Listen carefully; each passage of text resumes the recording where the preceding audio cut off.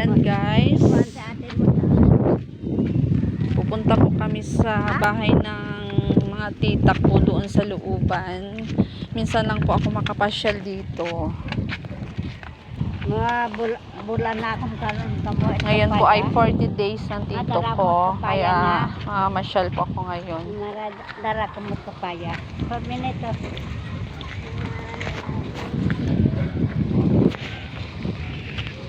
Ay, daming bayabas oh.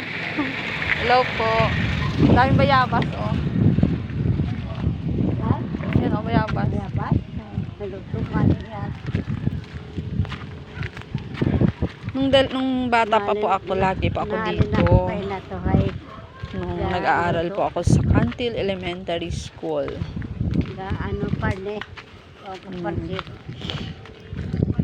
Nakatira din po kami dito dati sa Cantil. Ngayon po, bihira na po ako makapunta dito dahil may mga kanya-kanyang pamilya na. Dali ante, maglakad. Ayan, namimiss ko rin po dito. Nung buhay pang lola at lolo ko, lagi pa ako dito.